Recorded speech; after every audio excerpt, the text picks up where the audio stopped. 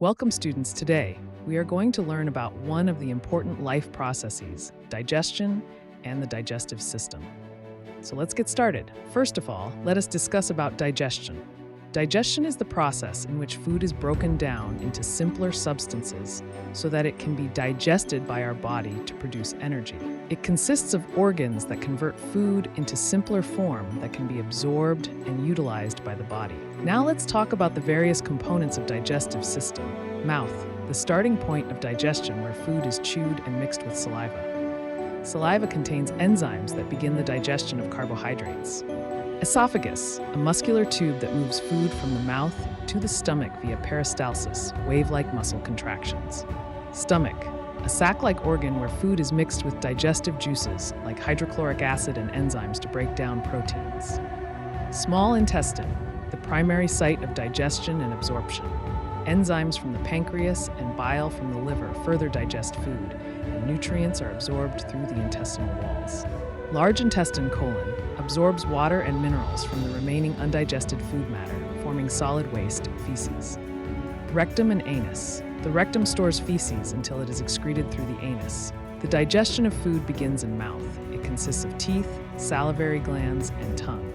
Teeth help to chew and break down food into smaller pieces, which increases the surface area for the enzymes. Salivary glands release saliva that moistens food and contains salivary amylase that begins breaking down carbohydrates into simple sugar.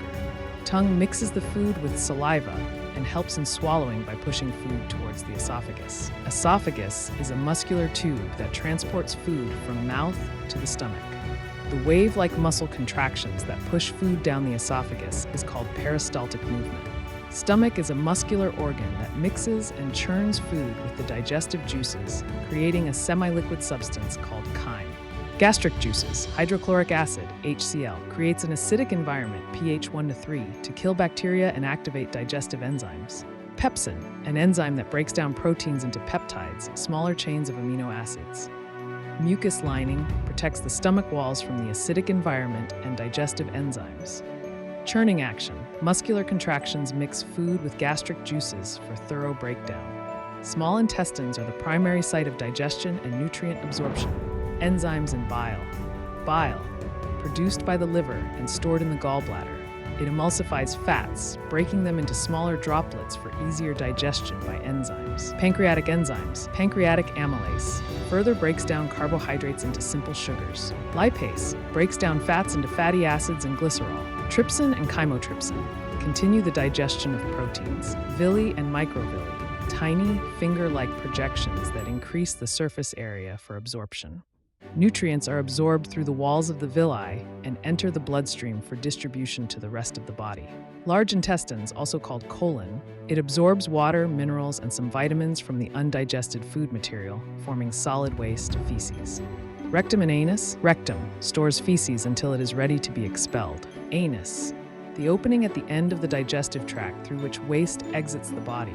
Defecation process involves the relaxation of the anal sphincter muscles, allowing waste to leave the body. Summary of Gibber process. Ingestion, mouth.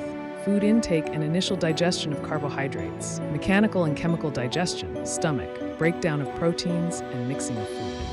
Further digestion and absorption, small intestine. Breakdown of carbs, proteins, and fats, nutrient absorption. Water absorption and waste formation, large intestine.